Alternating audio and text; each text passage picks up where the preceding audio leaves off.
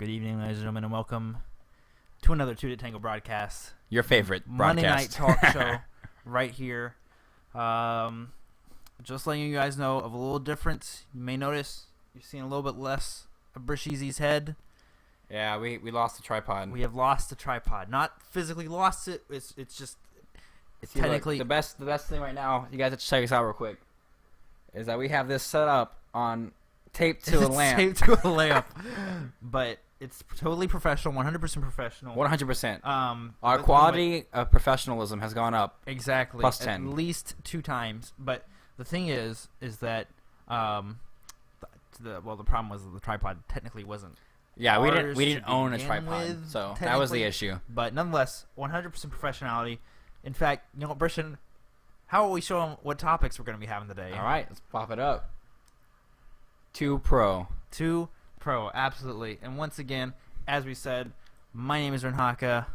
And my name is still Brisheezy. And that's who we are. Bam! Ladies and gentlemen, that's professional. professional right there. Professional. Absolutely. I'm So done. anyway, Can we exactly. all right, can you go ahead and wrap this up now? Exactly. But yeah. So, as you notice, like we said, we've been trying to improve it ever so slightly, and we're finally getting there. It only took me bringing my personal computer Over to my house. over to Brisheezy's It was a whole house. 2-minute drive. Exactly. It's too much, you know. It's too much. We have like 8 computers running in this room currently. Pretty like, much. You'll notice we're also without streams. Yeah, I have no streams tonight because We're deciding to go no streams tonight. exactly, but Just a different feel. it's gonna be It's gonna be okay. professional. It's gonna be all right. Exactly. We'll get So, there. Anyway, I guess you just want to go ahead and dive right in. Sure. All right. Well, all right, I know that you play CEVO. I do. I have Sometimes. started picking up CEVO recently. You picked it up. I picked it up. There you go. It's a pickup game. It is a and pickup I picked game. it up. But anyway, so I started playing it. Had a great first game because I joined an efficacy too low for me. Had a second game because you were playing with me and it was too high for my efficacy.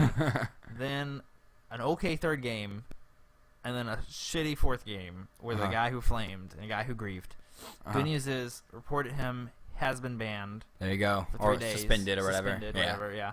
But That's how it's done. Exactly. It's great to see that feedback. But we're going to be talking about, in general, matchmaking as far as in Dota 2 and in CS go.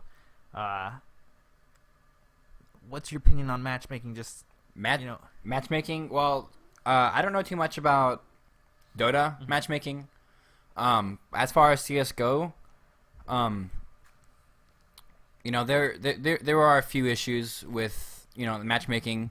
A lot of complaints I see with the CS:GO matchmaking is one of the biggest 128 tick versus 64 tick. true.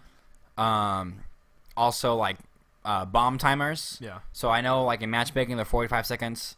In like the competitive scene, like professional league, they're 30 seconds. Same thing with round timers. Really? I think it's a difference of like 2 minutes and a minute 45, or maybe a minute 45 and a minute 30. Just want you to get quicker. Yeah. But, well, I know there's also the ranks. How does it do it with ranks? I recall reading like when you get into the upper ranks, it starts going by like win streaks. Mm-hmm. That's not Like to rank up. yeah. Like no one really knows how the elo system works. Actually, Yeah. all we know is that if I win a bunch of games in a row, I'm gonna get a rank You'll up. probably get a rank But up, no one yeah. knows exactly like if it takes in like your kills to consideration or Yeah.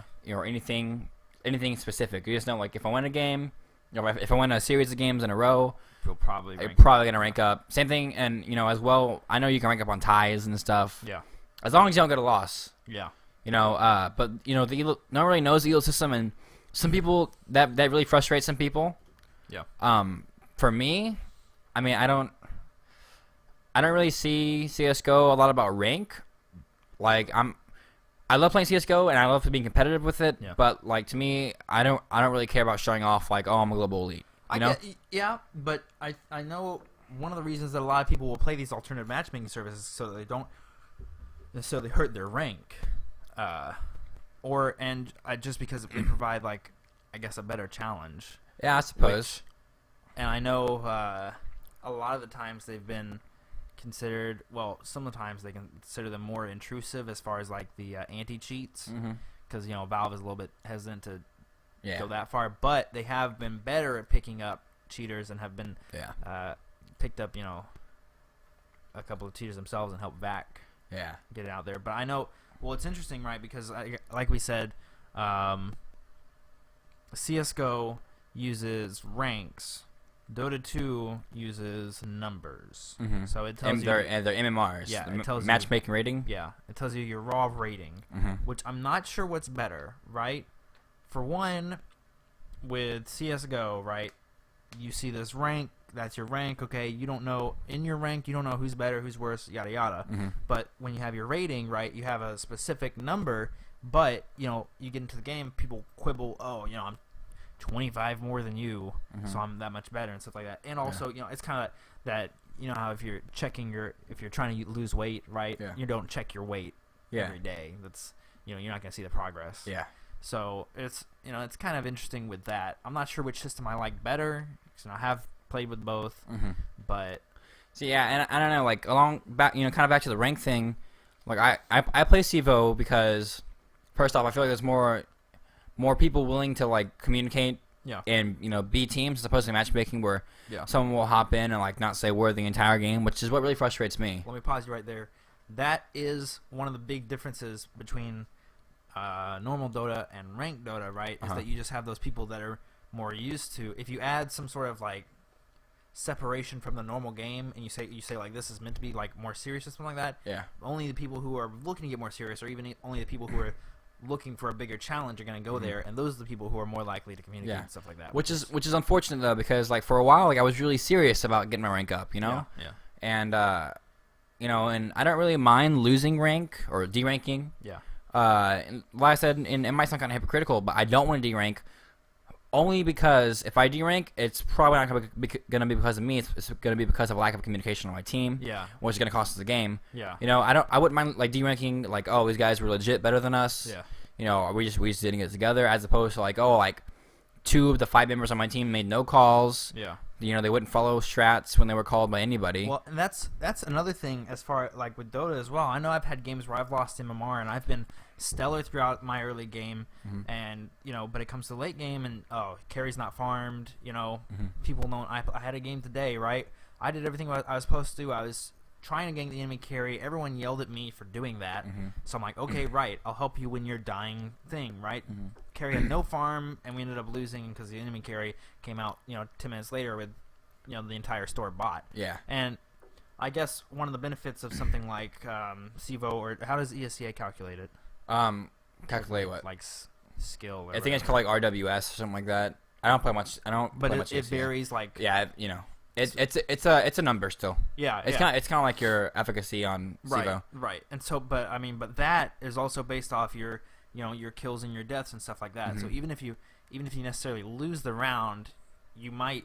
I know I've lost the round and gotten up in efficacy. There have been games when I've gotten like 17 efficacy, but we've lost the game. Just but because you still go up. That's. But I like it though, because efficacy is different than like your rank. I feel like your rank just shows how successful is your team that you have to be playing on, as opposed to like the efficacy of like CVO. It just shows how successful are you as an individual at doing what needs to be done, regardless of if your team won or lost the game or won or lost the round, which I'm sure has some effect on it. But it seems not as as much of an impact on on your individual rating. Right. Well, and the interesting thing is that in our effort for esports to become truly sports, Valve implemented fantasy points into for professional Dota matches, right?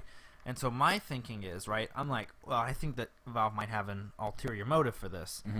Because what it does is it kind of looks at the hero that you're playing, right, what role you're playing in, and it takes in your kills, your deaths, and stuff like that. And there's different points and stuff like that. And so I'm thinking they might be eventually trying to develop this into a system that if the pros are being ranked by it, can you apply it to everyone and say, okay, well, you played support better than average, or you played better than the enemy supports or something like that. You should lose less MMR or even gain some. And I think that's an interesting road to take. And I think obviously in some in games, in competitive games, it's even football and basketball and stuff like that, it's hard to quantify an individual player affecting a team and affecting a game as a whole. But I think that using those fantasy points and efficacy and stuff like that will eventually help us out. Yeah, I also kind of going back to that. I mean, there have been times when I've lost like 7 games in a row. Yeah. But every game I'm consistently a top fragger. Yeah. Which I mean, it could not mean anything at all. Yeah. But it could mean that like, hey, he was getting the most kills, he was getting the most openings. Yeah. And things just didn't like lay out the way you wanted for a team. Because if you play in a game and your top fragger has 37 kills and your bottom fragger is at like 8, there's an issue there. Yeah. There's some sort of skill gap. Yeah. I know, like I've played games with you, right, where my main goal is to get the bomb down. Yeah. And there have been times where I get the bomb down despite my teammates and stuff like that. Or like I'll go and I'll or people who go and cause a distraction and just try and do stuff like that. Yeah. They might not necessarily get kills, but they're still doing something for the team. Mm-hmm. So I mean, and it's the same thing for both of those players. How do I'm doing something, but my team might not be coming through, or I'm doing something, but it isn't necessarily tallied down as a kill or something like that. And I think that's where having these alternative matchmaking, or people who calculate rating based on a different way helps. So I don't know. I agree. I mean, I don't know if these should be implemented into the regular matchmaking. I would like to think so, just because it's always good to have those like natively in the client. Yeah. But then again, like these huge communities have grown on them, and NEL, ESEA, CEVO, and stuff like that. They have their leagues, they have their tournaments and stuff like that. And I know CEVO has Dota 2 as well, but I'd like to see some CEVO Dota 2 pugs, but that will come in a time later, I'm pretty sure. Yeah. But I guess that's what I was looking to say on matchmaking. If you got any other closing words. Well, what's interesting about these alternative matchmaking things is that you can also like, I know for ESEA or so, as well as CEVO, you can pay to play. You pay for like premium statuses and stuff, which is something that is looked down upon. Yeah. Especially in the PC community. Yeah. Having to pay for something in order, or having to pay for a service or something. But I think when it comes to like a service like, here's an alternative matchmaking service. Yeah. It should be. Well, they have to make their money. Yeah. They have to make their. What all do you get with that? I mean, you don't get any competitive advantage or anything like that. No, right? no. I mean, like, I know, like on CEVO, you get like during like the map voting process, if you're an MVP user, like your vote counts twice on which maps you play. Or I think also on CEVO, if you're on like a team or whatever, you can only do like 3 scrims a week. But if you're an MVP user, you can do like unlimited. Oh. But yeah, I don't know. Well, I mean, for ESEA, you have to pay to even subscribe, right? I think so. Or you have to pay to even play at all. Yeah. I think so. I'm not sure. Yeah. But I think you do, because I played ESEA a while back, but someone else paid for all my stuff. So, but yeah, I don't know. I think there are other ones. Like, I think there are like different levels of it or something. Because I know there's a big thing where like having the star next to your name in ESEA means something different than like just being an ESEA member or whatever. Yeah.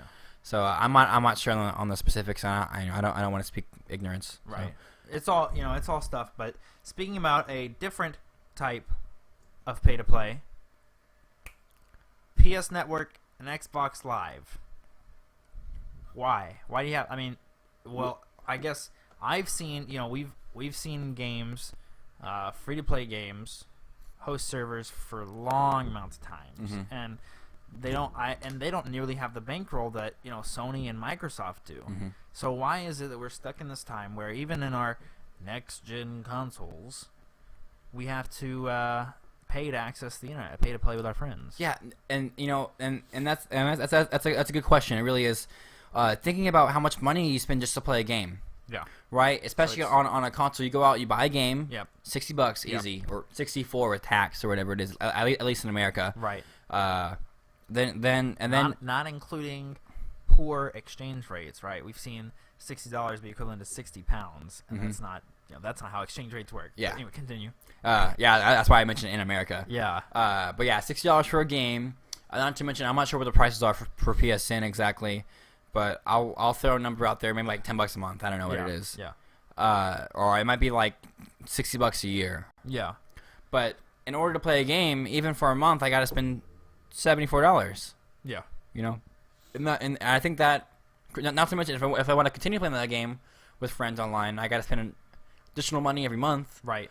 I know in order to do so. We've talked in the past about yearly games, but as we said, those are only yearly. Yeah. So that's 12 months of online service, and albeit you can play other games as well like that, and you can subsidize the cost over all those different all the different games. Yeah. But still, the fact of the matter is, you're still paying extra to do something that should be implemented regardless if you paid for it or not. Yeah. So kind of how Steam works. Like I don't pay for Steam. Yeah. I don't think you should have to. Yeah. I don't pay to play online. I don't pay to play CS:GO online. I don't pay to play Dota online. I don't pay to play Payday online. Like I don't pay to play anything online. Yeah. Things like World of Warcraft I can understand, or whatever else. Yeah, EVE Online. Or EVE, but yeah. having to pay for something, especially I don't know about PSN, but I know like Xbox Live. Yeah. Like you can change your name, but it's gonna cost you $10 to change your name. Like Really? I think it was like 800 Microsoft points, which is the equivalent of $10. Yeah. I change my name I change my name every day. every day on Steam for free. Yeah. So it's just a way for them to make money, but I don't think that should be a. That's not a model that we need looking forward. Yeah, exactly. What was I gonna say? To bring up another point, with those games like World of Warcraft and like EVE Online, a lot of times that membership is the game itself. Mm-hmm.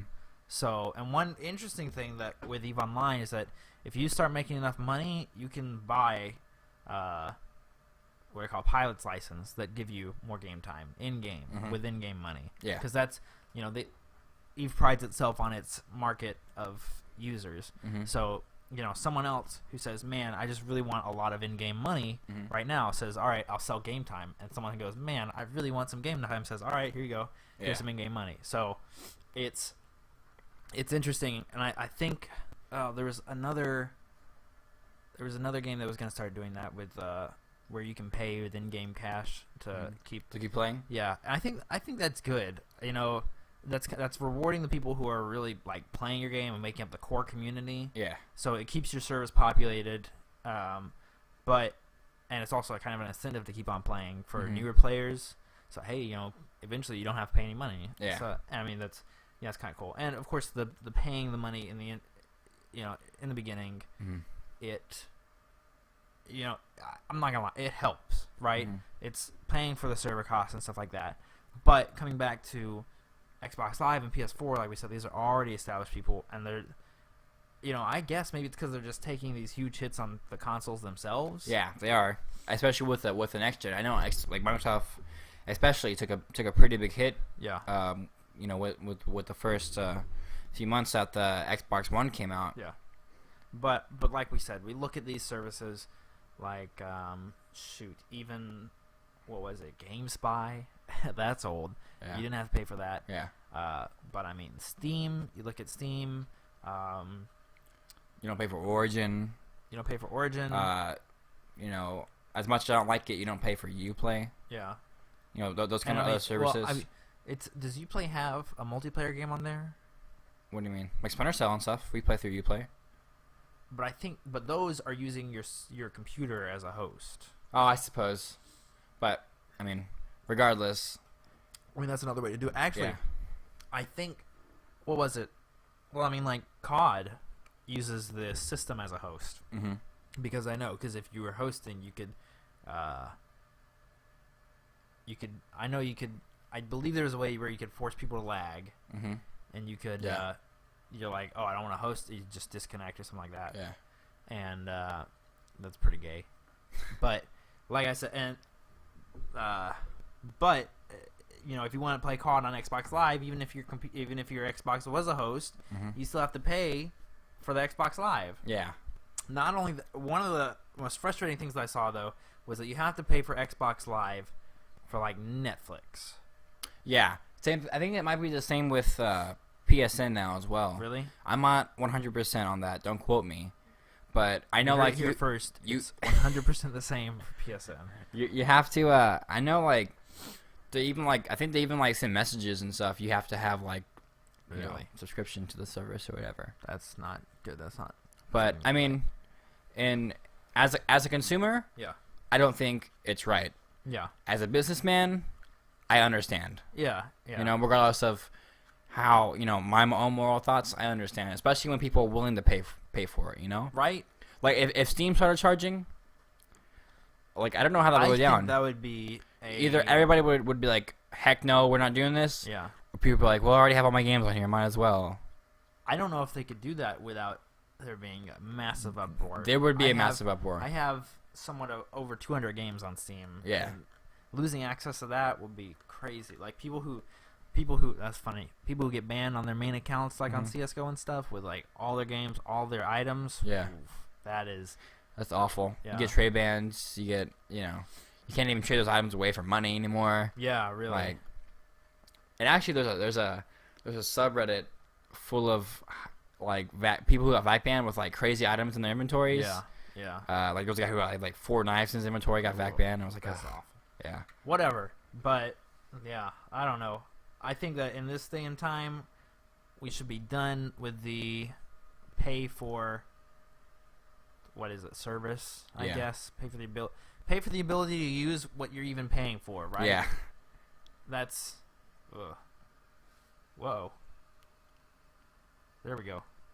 That was interesting. Yeah. Sorry, guys. That was our Casper server was trying to go to sleep on us. Anyway, but that's where we stand on that. All right. The next topic we're going to be looking at is going to be the TI-5 dates have been announced. You want to try the transition? Let's do it. You want to try the transition? All right, we're going to try the transition, guys.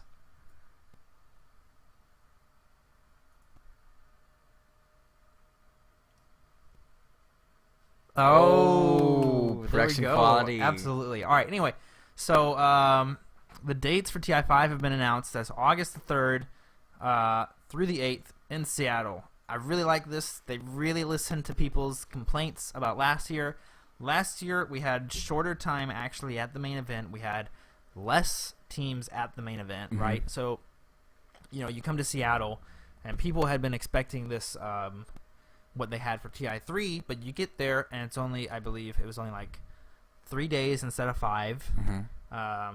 And you only saw 8 teams play instead of the 16 that actually went. Yeah. Which everyone agreed was pretty lame. Yeah. But, so they've said, nope, we're doing away with that. It's the 3rd through the 8th. That's the main event. All 16 teams are going to be there, right? They said they're going to start inviting people in May. But one thing... Inviting teams? Inviting teams in May. Which I guess it's good that they're doing that early. Yeah. But one thing that is upsetting, they haven't mentioned where the venue is being held. They haven't mentioned when the dates are going to be released. They only said, when the tickets are going to go on sale. They only said, hey, we'll let you know on the blog before tickets are going to go on sale. Yeah. Which, you know, Valve's usually pretty good about, you know, information when they have it. Right. I guess that's one of the reasons to withhold it, right? They don't necessarily know where the venue is going to be. Yeah. But for me, right, if I actually want to go, I kind of need to start saving up now. But I want to know, you know, where do I got to save up? You know, am I supposed to be looking around Key Arena? Are we going back to Benaroya Hall? Probably not. But you know, we need to know this for the hotel locations, and even then, trying to get a ticket. If you don't get a ticket to the actual event, you know, what's the point in going? Yeah. So I'm not even going to. I know one of the La Quintas that I looked at is already booked out for the dates. Dang. Yeah, but yeah, I you know, I don't even want to commit to like a flight or a hotel or even look at transportation yet, given that I can't get a hotel nearby.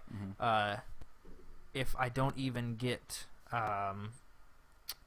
if I don't even get a ticket to the event. Yeah. And I guess that's kind of one of the reasons why I'm like, I kind of want to know when you're going to release the ticket so I can, because, you know, the prices for flights change and stuff like that. Yeah. But nonetheless, TI is a great event. It's pretty much signifies the end of a season, right? Yeah.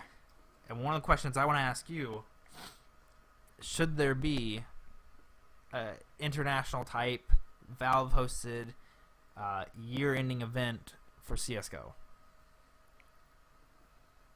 I want to say yes. Yeah. But I do feel like the CS:GO community, I mean, even in America, might not be as large. Right. You know, as fulfilling.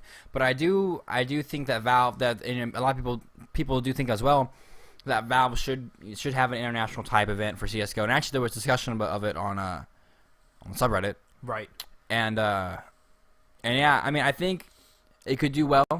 I really do. If if we got the community behind it, and we got some good teams to go play and stuff. Because I mean, you want to get the teams to go play that everyone wants to see play. Yeah. You know. Yeah. Like if they hosted it in Seattle, I would consider. Yeah. I would very highly consider going to go watch. That's like Virtus Pro, NIP. Like the big teams, the teams you want to see, LDLC, the big dogs, Yeah. Because I know, at least in North America, CS:GO is still growing, for the longest time, I don't say for the longest time, but, American teams aren't always taken too seriously just because we don't, as Americans, we don't usually do very well in these major competitions, at least in CS:GO. Yeah. No, I agree. We Dota as well. We're not that very good at video games, honestly. we should stop. We should just quit. But no, but I know like Cloud9 is all right. iBuyPower is all right. There's a few notable teams and people, players I look up to, on Cloud9 and iBuyPower and stuff like that. Yeah. But I mean I think a Valve hosted event like that for CS:GO would be successful. Depending on the demand. Yeah. How badly. Excuse me. How badly is it wanted here? Because I know like there's some of those huge events. Oh, sorry. Like ESL was pretty big event. Yeah. DreamHack was a big event. I think DreamHack was a big event. So and those were all hosted over yonder. Europe, yeah. Over the pond. Over the pond. Yeah. So it would be weird considering we don't really America doesn't really host many events. I know we did ESEA invite something or other like last year in Austin, or maybe it was San Antonio. Well, I know there was. But it was like the same weekend as RTX, I think. There was ESL New York that I think happened. Oh God, I'm not remembering.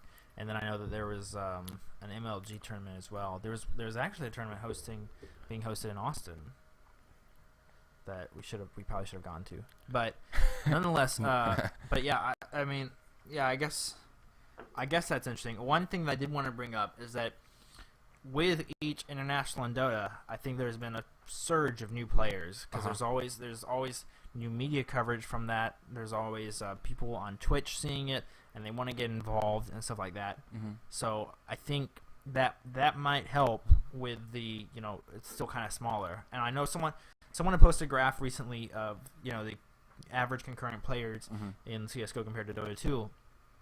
And where CS:GO is now is about where Dota 2 was a year ago. Yeah. Right? Which, honestly, that's... To be only a year behind is amazing, because I know that it was... Dota 2 took off like storm. Yeah. And it's still, like, consistently the highest played. But CS:GO, had started out lower and has steadily climbed ever so. And I'm glad to see it, taking further. Yeah.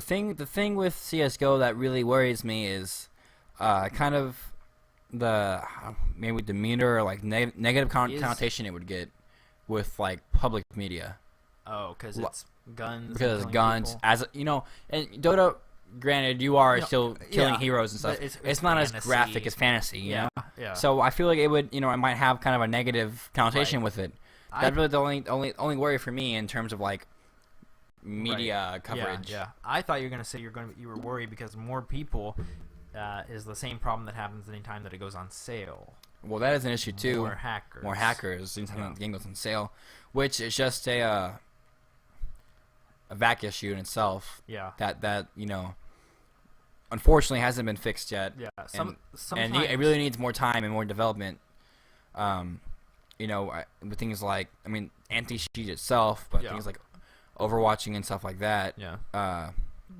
Really need a lot more work done. I don't know, are cheaters in Dota very Not common? really. There's most of the time whenever you cheat, it's because of a glitch. Mhm. Because the thing is that with the Fog of War in Dota, Mhm. you don't need to send that information that's in there, Mhm. so you can't really skim it so Oh, much. okay. But interesting thing about cheating in Dota, in the either the North American Elite League or the European Elite League does the alternative matchmaking. Yeah. They were playing one like upcoming pro player was playing a pickup game Mhm. against other people, right? I believe it was a pickup game, but he got in. He made the lobby, right? Mhm. And most of the time the admin's supposed to make the lobbies, but they trusted the high level players, right? Mhm. So he made the lobby and he turned on cheats, Mhm. and I guess no one saw it. So you get into the game, or so he gets into the game, right? And he's playing Meepo, Mhm. and he goes and starts jungling, and every time he just gets low, he says, he types refresh, and he gets his HP and his mana back. Mhm. Literally just cheating. Yeah, because he that's enabled ridiculous. cheats. Yeah. So it got caught on Reddit. Everyone made a big stink, right? His reply was, "Well, the game didn't matter anyway." He's like, "Really?" And everyone's like, "Really?" Yeah. Everyone's like, are you serious?" So Yeah, I'm pretty certain that would probably like end his. yeah. So Up-and-coming he's career. not allowed to play in the league anymore. Well, that's awful. I don't know why he would do that. That's ridiculous, Yeah. especially if he's an up and coming player. Yeah. That's just so So, stupid. I Like, don't why would you know. do that to yourself? I don't know. Shit. It's If I not was, even- if I was he like, said, well, he said he goes, if I did it again, right? Like if I played that game again, he goes, I would do the exact same thing. I'm like, man, you are digging yourself yeah. a hole. right? Like, if I was, a highly anticipated player in any video game, Yeah, there's no way I would, jeopardize myself like that. yeah. 'Cause Especially something that I enjoy doing. whatever, that's like knowing that scouters are starting to look at you and flicking them off as you go by. That's like, Yeah. no, that's not what you do. Yeah. So that's a funny subject of what happened this week as far as Dota 2 cheaters. That was this week? That was this week. Dang, dude. I didn't even hear about that. It was pretty like, really? So I don't know, but what were we even talking about? We're talking about TI5 dates announced. That's right. Anyway, that's yada yada. There we go. That's that. You want to head to our next topic? Go ahead. All right. Bam. Sling TV. We gotta get that transition. Oh, you want that transition? I want that transition. What do you want to transition it for? Just hit it. All right, here it.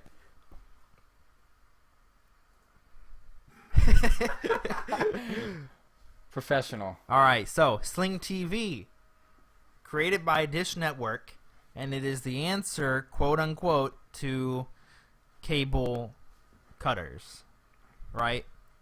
I know that Dish Network, or I know that cable cutters, I guess, quoted #1 complaint, right, is lack of live sports. So what do you get with Sling TV? ESPN, Live sports. All you get is ESPN. ESPN 1, 2, 3, 4, and Right. ESPN Nueva. I don't know. No, let's see. You get ESPN 2 or ESPN 1 and 2. TNT, You get TNT, TBS, Food Network. Food Network, HGTV, Travel, CNN, HBC Family. That's all I ABC have. Family, That's all I have cable for. Food Network. right? But- I think there's something else. I'm sure there's a few more like channels that aren't listed on Yeah. I know Cartoon Network is one of them as well. there. Yeah. For $20 a month, Yeah. which is So a lot of people complain, right? They say, or well, let me say a lot of people. I think like one at Comcast. I don't know. Never mind. I'm not gonna speak about that. I believe what I heard one of the complaints is that for the amount of channels you get for that money compared to if you like bundled with Comcast or something like that and you get like 120 channels, right? It looks a lot less appetizing because you're paying like even if there's 20 channels, you're paying $1 a channel. yeah. And but something that you have to keep in mind is that you're paying for these now a la carte. You're saying, I just want these channels. This is all I'm really gonna watch. And honestly, that's all I am really gonna watch. Yeah. So the thing that gets me though is that you can watch it and they say TV, tablet, Anywhere. phone, computer, right? Mm-hmm. That's what I want to see because I don't care if I could bundle with my cable kind of and get the cable channels, but I can watch it at any time on TV on my computer. Yeah. That'd be a lot more advantageous to me. Yeah. But I think one of the problems, especially coming to our generation, is that we don't pay attention to the cable lineup. We don't ask for a TV guide so we can go through and see what time stuff comes on at anymore. We just want to hop on Netflix and and watch it. Binge watch Cutthroat Kitchen Right. in the entire season. So that's one thing that gets me worried about Sling TV. It's a good start. It shows me that you're trying to take it a different direction. Yeah. Because it shows that they realize that there's an issue and that there's something that people want that they aren't getting. Yeah. And it's an attempt at kind of like giving people what they think they want. Yeah. So, which what I think would be kind of a cool way to bundle your television is being able to pick what channels you wanted. Right. For the same price, like hey, you can pick so and so channels, so many channels for this one price a month. Regardless of what channels it is. Of course you can get like HBO, Showtime, whatever the other ones are. The premium channels. Yeah, premium channels, Sexy Time Night, but you get, if you wanted sports, but personally I don't watch sports. I'll take the Golf Network. I don't but I could put like I don't know, I can't think of any. I don't have cable, so I can't think of any TV right. shows. Cartoon Network, Animal Planet, Discovery, Travel, True TV. Every now and then, there's a few good shows on there. Comedy Central. I don't. And that's kind of what our problem is now. Is let me rephrase that. We have cable. We have very basic cable. It's like 12 channels, like legit, like the cheapest cable you can get, like local, plus like I don't know. We have like True TV, and like Comedy Central, and like that's like it, But we don't really need premium channels. We don't need anything else. With like Netflix, we have Netflix, we have Hulu, we have HBO Go. You got Amazon Prime. Yeah, we got Amazon Prime. So I mean, there really isn't a need for 800 channels anymore. Yeah. And that's kind of what I'd like to see. Kind of like what's the word? Dissipate or whatever. Kind of like fade out. Yeah. Like being able to pick like, hey, I want to watch this channel. Yeah. Well, what I'd love to see... I won't ever watch these channels. Why give them to me? Why would I pay for those? Yeah. What I'd love to see, and I don't know why individual channels haven't picked up on this yet, right? Especially someone like who owns Cartoon Network? Warner? No. Shh. I get it. It's just a computer. I don't know. Never mind. Whatever. Doesn't matter. But like Cartoon Network, right? Actually, do they let you watch their shows online? Because I think Adult Swim will let you watch their shows online. And I don't know why other channels haven't started doing this, right? If you can, like, for one, you're going to get better metrics on what people are watching. Yeah, especially if someone takes time out to like search for that, or like, go find it, as opposed to just flipping on television. Yeah. Well, I mean, especially because currently how viewers are rated is kind of they pick a small section of the U.S. and then kind of apply it bigger, which is stupid in my opinion. That's not how statistics works. Yeah. No, that's definitely how they work. Oh, right. That's how every statistic is made. Right. Okay, let's take this very small group of people we picked out and just apply that across. Yep. And apply that across, what we think the, America is. America is, yeah. Yeah. I don't know. Anyway, but so with online, right, you can see how many times it's viewed. You can see if people viewed it more than once, right? Shoot. If you look through my Netflix history, see Parks and Recreation like 20 times. But then with the ads, right, you'll get more tailored ads, which I won't talk about ads here because I have a different stance on them. But for the purposes of like keeping it kind of close to TV, you get more tailored ads for the people who are watching ads, and for the people using Internet Explorer. And I guess you'll get a better direct payout, and the people who are making ads will be able to know, okay, this is getting watched.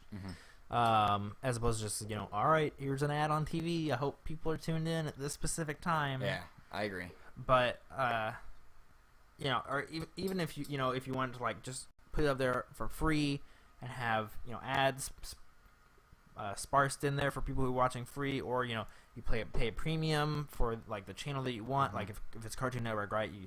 You subscribe and you get like you get Adventure Time, you get other regular Cartoon Network show. yeah, regular show, Some other Cartoon shows. but That's the only TV show you know by Cartoon Network. You get Adventure Time and whatever else they have. And so, but anyway, so you get those without ads for paying the premium, or if you don't want to, you can be free. You can watch with ads. I don't know. See, that was my biggest buff with Hulu originally.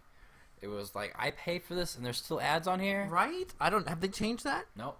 That's which has always bothered me. I understand having ads for something I'm not paying for, but like Netflix is perfect. I get on there, I literally watch all 12 seasons of Family Guy, no interruptions. Yeah. With my mom, I was like, "Are you still watching this?" Yeah, right. Hey, are you still watching this? So annoying. Yes, I'm still watching. Don't make question. me sad. Don't make me realize that I've wasted the entire day watching Family Guy. Yeah, but that's one of my biggest buffs with Hulu. Yeah. Was not being able to get rid of those ads. I think they're like You know what times I've been watching, what is it, Hell's Kitchen, and oh my god, what's gonna happen? Like a cat food commercial comes on. I'm like, I don't need this right now. Yeah. No, I always love how they ask, is this ad relevant for you? No. Why? No ad will ever be relevant. Why is it not relevant to you? Because I don't like ads. Why is the ad that relevant to you? Because it's not Family Guy. Well, it's interesting, right? Because I believe that there was a study done recently, right? I'm gonna speak out my ass right now because I don't have any sources. I love when you do My that. English teacher would be very upset, but Gotta use that academic voice. exactly. But I believe there were studies done with our generation, and that ads don't really work anymore because we've grown up with them, and we're just like, okay, that's an ad. I don't care. Yeah, get on my face. Yeah, like, just- where's the skip button? I have 15 more seconds. No, my little brother, he's 4 or 5 years old, and he likes to watch YouTube. He'll go on there and watch like Lego videos and stuff. Yeah. And he knows like, oh, there's an ad playing. I'll look away for 8 seconds and do something else that my little kid mind tells me to do. You know? But he knows. He's like, oh yeah, it's an ad. I'm like, oh, okay. Yeah. So you don't even care. You're not even paying attention. Like, I don't think I've ever been like on YouTube or Hulu or Netflix or whatever and like saw an ad. I was like, oh my god, I think I need that product. Right? Man, I just suddenly really want a Coke now that I saw a Coke ad. You know what? Do you guys see that multicultural McDonald's commercial? Man, I really want to go pick up my Exactly. friends and go to McDonald's now. You know what does work on me though? You're sitting in something that worked on me. This chair. Sponsorships. Sponsorships? Oh. when I see a company sponsoring something that I like, I think, okay, maybe they are interested. And so I'll kind of look up the company and stuff like that. But I love seeing companies sponsor the stuff that I'm interested in, right?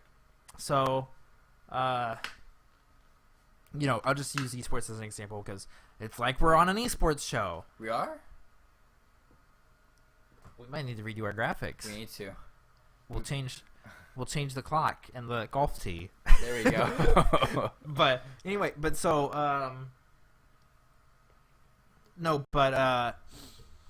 like when I see like Maxnomic or DX Racer sponsor someone, it gets me, and they don't even have to say the name in the thing, but I'll see the sponsor logo and stuff like that. I'm like, okay, if they're watching the community enough to see these people and see these events, your pillow's upside down, by the way. I like it. If they're Talking about my pillows, if they like these, gotta flip it around. all right. If they like these people enough and they like these events enough to sponsor them, right? And I'm pretty sure that the events do some reaching out as well. Yeah. But I'm like, okay, maybe I might like you as a company, right? So I mean, I think that's one version of advertisement that works on me personally. But like you said, getting back, ads don't work on us anymore. Yeah. And I mean, especially, you look at AdBlock Plus, and then even just like you said with your little brother, just turning away and doing something else. Wait, Heck, I have 3 monitors set up right now. If I'm ever on YouTube or anywhere an app pops up, just turn to my other monitor, Yeah. get on Reddit, Yeah. get on Skype or whatever, like... Especially, well, and everyone now, even if you're watching something on one screen, you have another screen right here that you're more than happy to switch to. You know, okay, all right, but I don't know. So, all right, bringing it back home, Sling TV, interesting. I'm waiting to see where it goes. But that was a long... Yeah, that was a long tangent. road. Yeah, I like that, though. It's all right. That's what we're doing here on a talk show. Anyway, I'm interested. I'm ready. I'm waiting to see where it goes, but I'm not going to jump on it yet. And I think there's definitely some improvements to be made. Do you want the transition? Hit me with that transition, Zach. All right.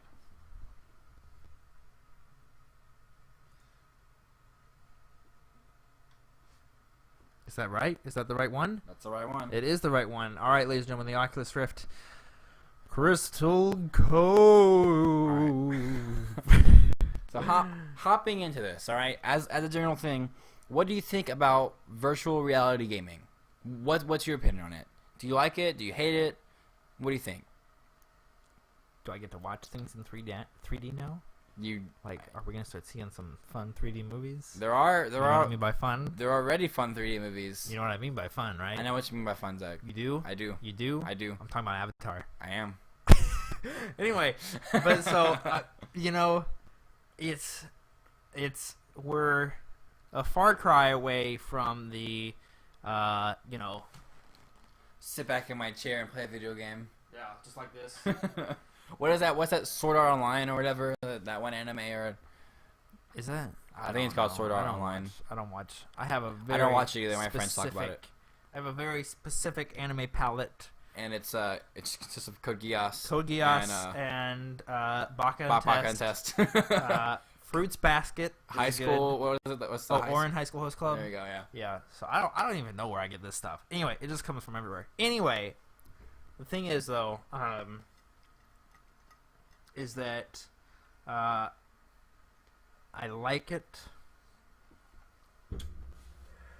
but I'm worried. Worried why? Because of those, sitting in the chair and just like complete vegging out. Well, what do you mean by complete vegging out? Well, all right. There's still interaction. Yeah, I know. In fact, I think there's even more interaction than there is. I guess so. Than there is just staring at a screen. Yeah. All right. It's gonna be interesting when which road we head down though. But like I said, I do like VR gaming. Mm-hmm. In fact, there is Star Citizen is the one game that I started up, right, and I started playing it, and I'm like, oh my god, I want a better joystick, and I want an Oculus Rift. There you go. Because if you get in Star Citizen with a Oculus Rift and you're looking around, it is gorgeous. And there's actually see, I haven't gotten a chance to play Star Citizen yet. I've made an account on the website and stuff. There was a free trial for like 3 days. Yeah, I should have gotten in on it. I should have. Well, I know. I have all my joysticks downstairs from Flight Sim. Oh yeah. Oh, do you have the stick and throttle? I do have the stick and throttle. Oh yes. And all these little like flight, really, whatever they are. They were for Flight Sim. I don't know. Yeah, dude. yeah. But no. Well, interesting thing, right? Is I know one of my friends told me that in the recent update they added a redding out. Mm-hmm. So if you pull too far back, right, and you have the pressure or the pressure that you'll actually red out. Your character will red out. Yeah. I know I've seen if your glass takes too much damage, you will start venting oxygen. They're thinking about every single thing about this. And one of the things I love is that you can buy a ship, right? And the ships, albeit they have a steep price to them, but that's like your baby, right? Yeah. But you can buy a ship, and they have more than one station on them, so you can actually have someone manning your weapons, like, in real time, with you, sitting there next to you. That's pretty crazy. Yeah. Now, could you imagine if we were doing that with VR? When I could literally turn and look at you. Yes. That is what I'm looking forward to. I know. I want you sitting in your house Citizen. and me sitting with me. Right.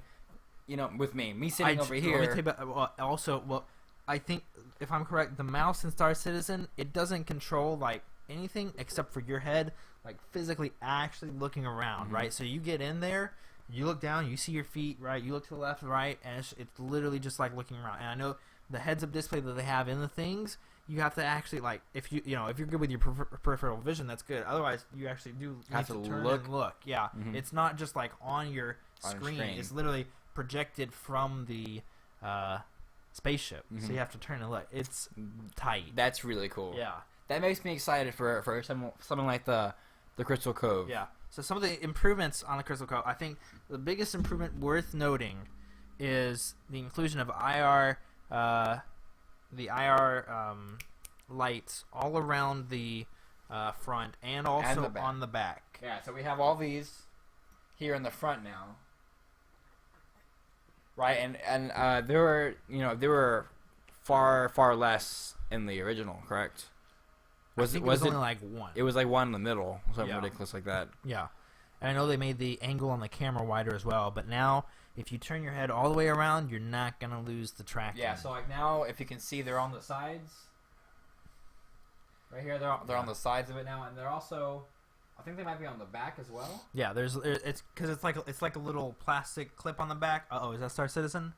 It's Eve Valkyrie. Eve Valkyrie is another one. I haven't looked at it. That's Unreal Engine 4.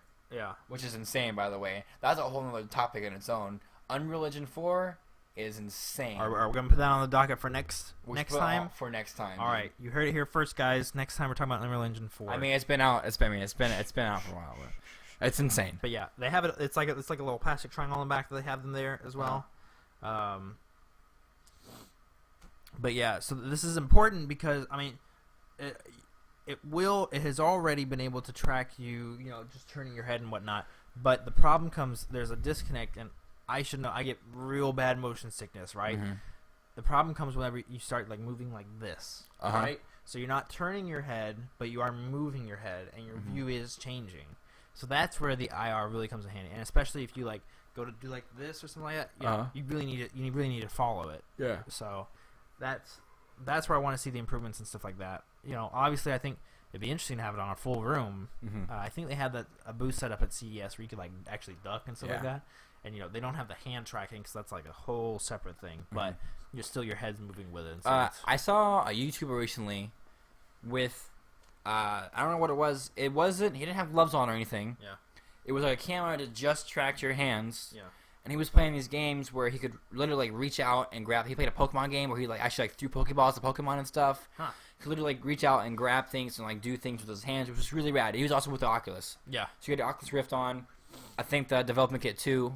Yeah. As well as the hand thing, which is really cool. Yeah. Also, I know Razer. I forget what it's called. Razer makes something kind of like the Wii nunchucks. Yeah. That you can track like this, and they also have like little wheels on them or like things. Well, I saw one that was real interesting. It had like a motor or something inside of it, and it actually like provided like feedback like with your actual thing. So someone said like if you have the like someone had a spiked ball, and whenever he started to swing it around, he could actually like feel like the weight like going around. That's really cool. It's real interesting. So that's what I'm looking forward to though. Yeah, like tactical sense. I don't want that. I saw some guys do this thing where in the game when they lost blood, they actually drew blood from them in real life.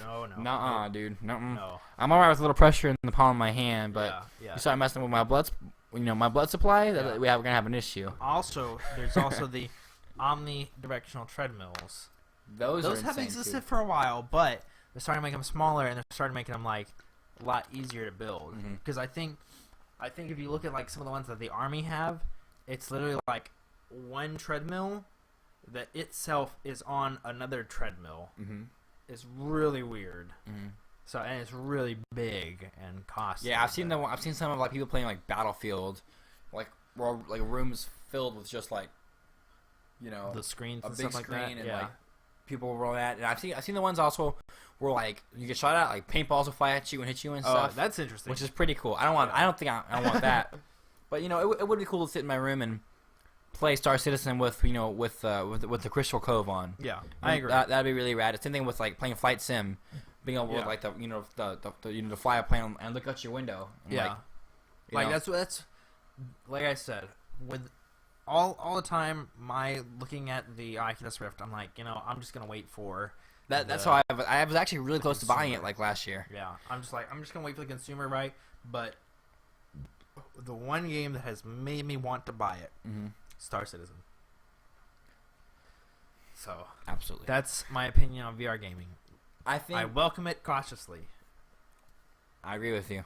So we will now move on. Exactly. All right. So heading to our final topic of the night, the Asus Zenfone. What? Oh, you gonna hit the transition? You really want a transition? We have to have a transition. Of course. All right. It's Here's the transition.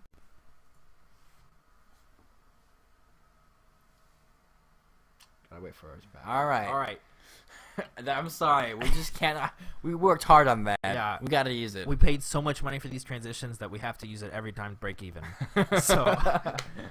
Yeah, but talking about the Asus Zenfone 2. Now, the Asus Zenfone 2 is, or Asus, however you want to say it. Asus. I've always said Asus. The other day I talked into my phone, and I go, I said Asus, and it popped up Asus, Yeah. But then I was like, I said Asus Zenfone 2, and it put issues, and I was like, no, you know what's funny though? My parents were shopping for monitors, right? And so they were going through. I'm sorry if there's anyone from this particular company listening to our podcast, but they were looking at all the monitors, right? And so my dad's like, "Oh, I really like the look of this one, right?" Mom comes up and she's like, "Asus, didn't you say that was a bad company, Jeff?" And he goes, "No, that's Acer." Oh, okay, yeah. So I was like, yeah. So. No one's a bad company. Sorry. No one's a bad company? No, not right now. We can't make enemies yet. Of course, except for Acer. Microsoft. What? And except for Sony and Microsoft. We can make enemies. Oh, I didn't say. I said it was like a business practice. I don't agree with it as a consumer, but right, of course. But as a businessman, you want to make all the money you want. Yeah, regardless of how morally correct it is, but yeah. Anyway, back to who cares about morals? So back to the Zenfone. Right. So we basically Zenfone. Oh, that's the stream. That's OBS. Yep. Can't scroll in there. Zenfone is the next Asus phone. Right. And next, as if we've ever really paid attention to them before. Oh, well, the thing with Asus is they've done computers. They've done tablets. They've done tablets, especially. Yeah. I own an Asus tablet. Yeah. You own an Asus tablet. Yes. So their tablet market has grown. Right. Considering we both own one of their products. Pretty much. Yeah. And so I don't think there's anything wrong with seeing them emerge with cell phones. Yeah. I like their products. Both tablets, and I own 2 Asus laptops. Yeah. So I think seeing them grow like this is good. Yeah. The phones are 5.5 inch displays, so that's a pretty good screen. So it's a big screen. When I first heard about this, right, I started looking at the specs. Right, It said 5.5 inches. Right, that's generous. Right. It is. It's as big as Galaxy Note 4. Yeah. Which is one of Samsung's flagship phones. Right. What else was there? I think there's a pretty good processor in it, right? There is. It's a different name. 4 gigabytes of RAM. Isn't that? It has an Intel Atom processor. Yeah. I think it is the first phone with 4 gigs of RAM. Right. And something interesting for something that wants to really break the mold is the price point. The price point for this phone is really what sells it for me. Yeah. Honestly, I'm the proud owner of a Google Nexus 6, the Shamu, the 6-inch screen. Proud owner. If the Asus Zenfone would have come out before I got my hands on a Nexus 6, I would be an owner of the Zenfone 2, hands down, because of the price point for what you're getting. Yeah. All right. The Asus Zenfone 2 off contract will cost $200. Right? $200 for mercy me.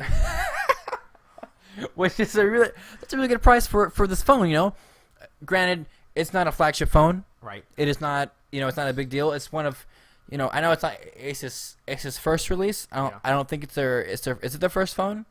don't think so. I don't think it's the first phone, but it's one of the first noteworthy, cell phones or smartphones we're getting out of them. Yeah. And I think it's, if anything, that the price in itself is what's gonna sell the phone. I have a cell phone already. Yeah. I will more than likely own this phone once it comes out, Now, just because it's $200 and it seems like it's worth the money. Now hold the phone right there. Which one? This one? No. Not this one. No. Which one? The phone. The phone. The archetypal, generic, worldly phone. Okay. Where's that Hold one at? The phone. All right. I want you to scroll down. I see Asus Zen UI. What does that mean? It's the UI. It's really Ugh. no. It's really not that bad. I saw it, and there are things I don't like about it. You know what you probably think isn't that bad either? TouchWiz. No. Okay. This looks better than TouchWiz. Guarantee it. I don't think it's too intrusive. Not to mention you just I'll just change it later. Like a flash on CyanogenMod. Yeah. Some crap. so. Like there really isn't. I don't think the issue with it. I don't think there's going to be many issues. Granted, I'm a stock Android person. Damn straight. I don't like TouchWiz. My girlfriend owns a TouchWiz device, and I hate it. That was probably one of the biggest reasons I did not buy Note 4. Yeah. Is because of TouchWiz. Yeah. Granted, I could have I could have flashed it or whatever. Well, only now are we seeing like CyanogenMod pick up 5. Yeah. Yeah. So I mean, it's a little bit of a wait. But So- even then, I couldn't bear the thought of TouchWiz touching my device. Yeah. I agree. But no, I really think that the Asus UI isn't going to be as big of an issue as people think it is. Yes. I mean, originally when I saw it, I was like, "Oh my god!" Like, it's kind of like, I like the red. yeah, the red's nice. It's kind of, it has a slight resemblance to TouchWiz. It's kind of going for the slim, stylish type of. Yeah, which I really like the material design we have on Lollipop now. Yeah. It's a lot better. I think, Jelly Bean. What was the one before Lollipop? I think it's Jelly Bean. Or I have Kit Kat then. Kit Kat. Well, no, I have Jelly Bean then on my tablet, which I still prefer over TouchWiz. Yeah. Yeah. Oh yeah. Like so any stock Android I really like regardless, but I don't think there's gonna be an issue. The only thing I'm worried about is what are we sacrificing with a $200 phone that I can't get on my flagship phone. Really. The Note 4, granted, Note 4 is a better phone than this phone, right? Yeah. It's a better phone, but for the price, this is still a great phone. Absolutely. That's why. Well, that's why I got the Nexus 4. It was very low price. It was technically a flagship, but it had solid specs. Yeah, and this is solid specs as well. Don't get me wrong. It's not a Note 4. It's not an Nexus 6. Yeah. But I think it can compete. Yeah. Especially with the price point. Which a price point shouldn't sell a phone, but when you have that kind of price point with those kind of specs, we're getting somewhere. Yeah. And I really think it's gonna be a good competitor. I've lost my train of thought. I've lost it. It's all right. We do that here. Where was it going, dude? I don't know. You want to just change it back to dual no info? just to give you something to do. I don't know, dude. I had a good point to make. Well, hold on. Let me scroll back through. Oh my god. It's embarrassing. It's all right. Oh, what's that saying? Full charge. Oh, whatever. 60% in 30 minutes. Mm-hmm. Okay. What is that? I don't care. Keep on going. More specs. Right. So. Oh, it has a micro SD slot. That's worth noting. That's something I wanted to say. I think every flagship phone. I think every phone should have a micro SD slots in there. One of my biggest picks with the Nexus 6 was that there was no micro SD slot, and the Note 4 really sold that for me. Yeah. Really, like I got a 32 gigabyte phone. Mm-hmm. Granted, I've only used like 8 gigs. Yeah. Like it's not a big deal. Yeah. But the only reason why I've used 8 gigs is because I haven't been able to put anything else on it. Yeah. I feel like I'm limited. So I'm like, all right, I'm gonna stream all my music from Spotify, Google Play. Yeah. I'm not gonna download anything. I have very few apps. Well, I have what I need. Yeah. I don't have an excess of apps. I don't have an excess of games.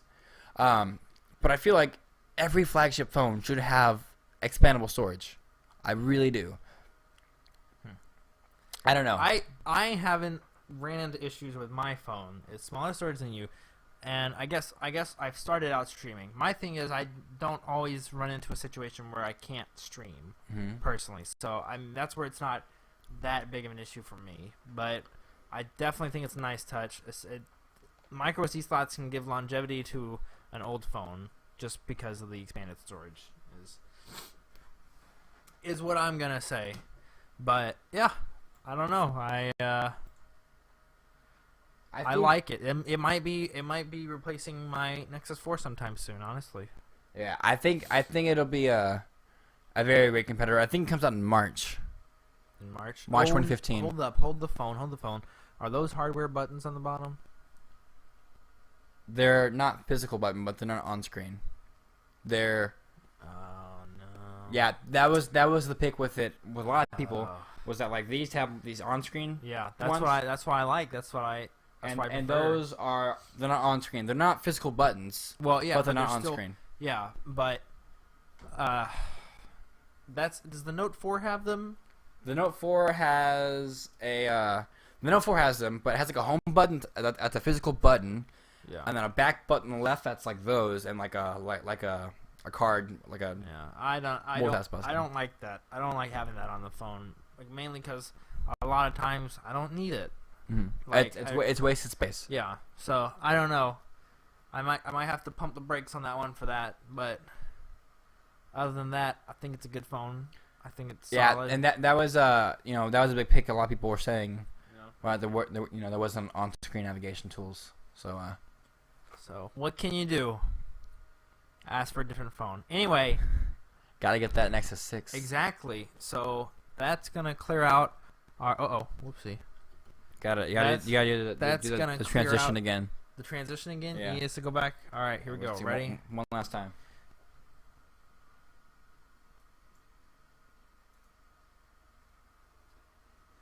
So that's gonna clear out our docket for today, ladies and gentlemen. What do you got to say during the outro, man? I have nothing to say during the outro. You don't? Just no. Nothing like Nah. Follow us at twitch.tv/TwoToTango. Nah. Figure out when we're live. We're gonna be going live usually Monday nights at 8 p.m. Nah. You can predictably find us sometime on Monday night. We've been getting better over the past 2 weeks. Wasn't gonna say that. You weren't. You weren't gonna say about how we're constantly improving our professionality and constantly providing interesting topics to talk about on Monday nights. I didn't even think about saying that. Of course. And you definitely were not going to say that I am Renhaka and you are Brisheezy. No. Well then, I don't know what we're gonna do here. Me either. I don't know what's happening here. I guess we'll just end it there. There you go. Just stop. We can just stop there. We're definitely not gonna say those things that I had previously said. No? No. Okay, all right. Well, you're the streaming man today. All right. Well, thanks for watching. Be sure to follow us on twitch.tv/TwoToTango. We're working on getting a custom YouTube URL, guys. Yeah, we still don't have that. But we do upload all of our YouTube videos, or all of our streams to YouTube. Yep. So you can go back in time and watch those. We will have, our own individual streams we do every now and then, as well as getting our Twitch professionality going back up. Right. We're working on it. This is a lot. This is good. This is good. This is happening. Like we said, I'm Renhaka. He's Brisheezy. I'm still Brisheezy. You can catch us at those Twitch names if you want to follow us individually. Otherwise, feel free to follow TwoToTango. Like we said, Monday nights. 8 o'clock usually. Around 8 o'clock. Yeah. It's kind of a toss-up. I don't know. Yeah, so that's that, guys. Thanks for watching. And see you next time. Bye.